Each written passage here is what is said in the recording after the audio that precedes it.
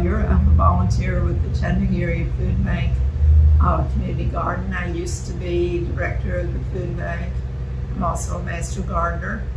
And the history of the garden came about in the 80s when, between a partnership with the food bank and the Chattanooga Housing Authority, to develop some gardens in some of the housing sites.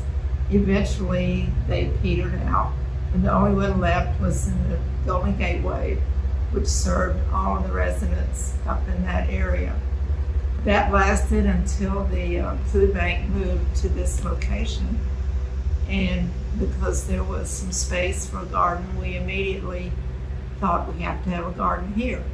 So we began to develop that idea, got some grants.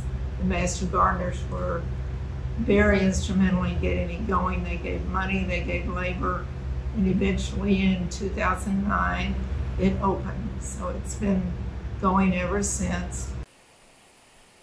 This is the Chattanooga Area Food Bank Garden, formerly known as Evelyn Davenport Navarre Teaching Garden. It's also a certified Tennessee Master Gardener demonstration garden.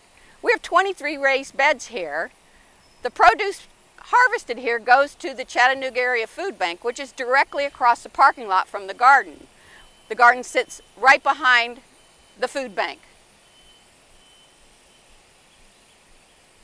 Out of these 23 raised beds, we produce roughly 1,000 to 1,500 pounds of food each year, and it goes to the emergency food box area.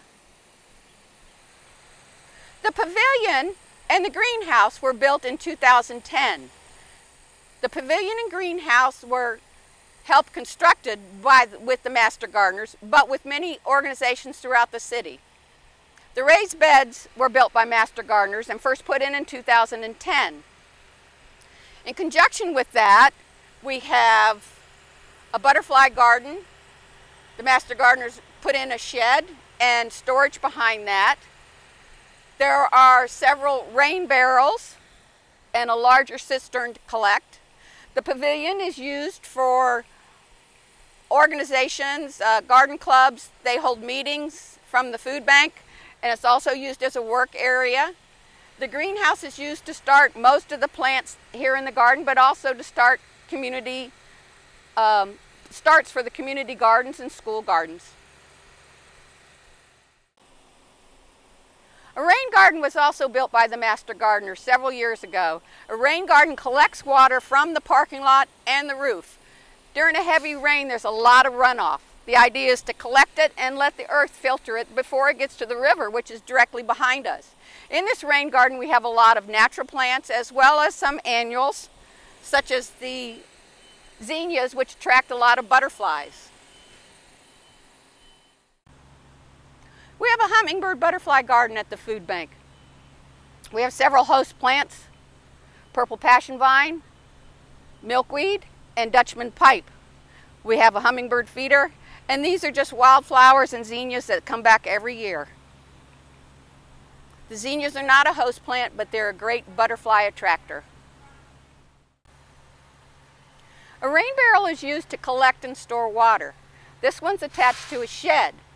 We have roughly 50 square feet, half of the shed connected to a gutter, connected to the rain barrel. In 1 inch of rain, this barrel will collect 30 gallons. It's a 55-gallon drum.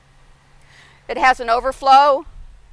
You need something underneath the overflow so it doesn't wash the soil. You need to put your spigot up high enough to have a bucket or your watering can underneath. You can use all kinds of containers for gardening. This little area has a recycled grocery bag with a flower in it. This is a habanero, which doesn't take up much room in a pot. It's designed for containers. This is a larger container and it has 3 little patio choice tomatoes with it. They're really quick growing, and also some fennel.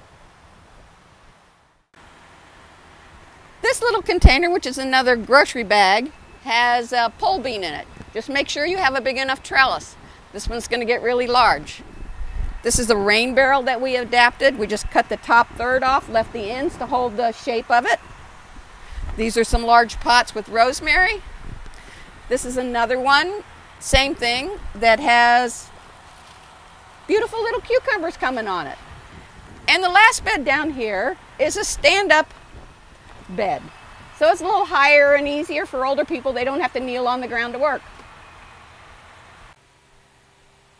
There's many ways to use a trellis in your garden. This is a single bed that has a trellis on the north side.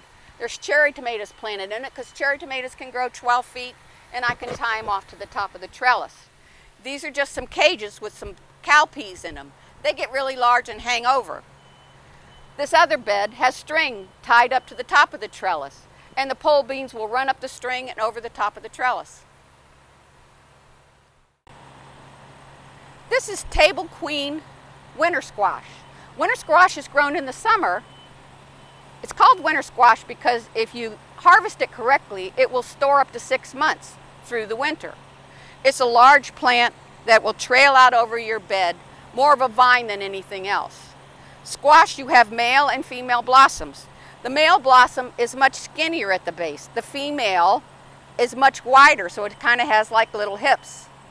Once this does need to be pollinated, usually with bees, and this is the little tiny squash that forms.